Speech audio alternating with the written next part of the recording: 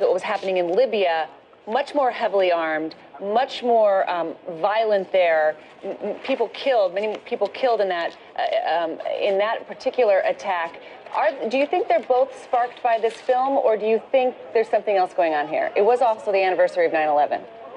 Yes, I don't know the specific facts of who would have an RPG and what kind of operation that's involved. Obviously, the protests at the embassy in Cairo and other parts of the world were not with armed military groups conducting those types of protests. They were mobs who got out of control at the U.S. Embassy.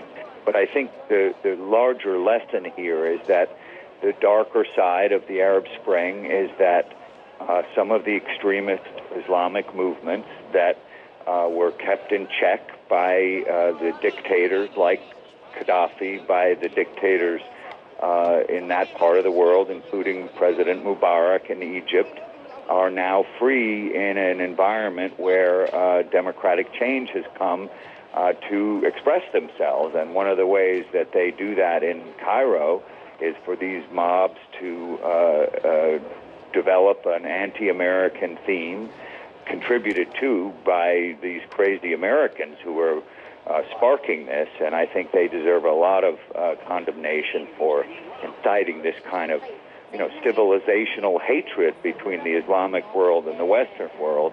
But nevertheless, these mobs are now freer in an environment where you don't have a dictator in Egypt, don't have a dictator in Libya, to pursue their agenda with climbing the walls of the U.S. Embassy and, I suspect, committing terrible violence if they could get their hands on an ambassador.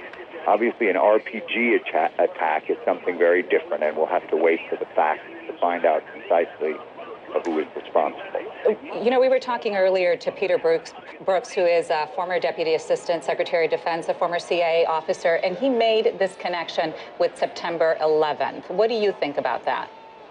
Well, it was September 11th, I guess, not precisely when this happened, but close to it.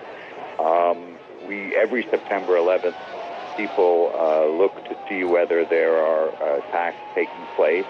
An assassination of an American ambassador, if planned, it sounds to me as possible that they were staking out the U.S. ambassador, and they had the kind of, advanced military equipment, such as it is an RPG, a rocket-propelled grenade, that could conduct such an assassination. So it's certainly possible that this is a small, local Al-Qaeda group that is looking to try to, get attention for itself by linking itself to 9/11 and attacking a prominent American target. That's certainly possible. Jamie, did you know Ambassador Stevens? He certainly has. I did not know him well. He was of a younger group. I knew him as a younger man, but not well.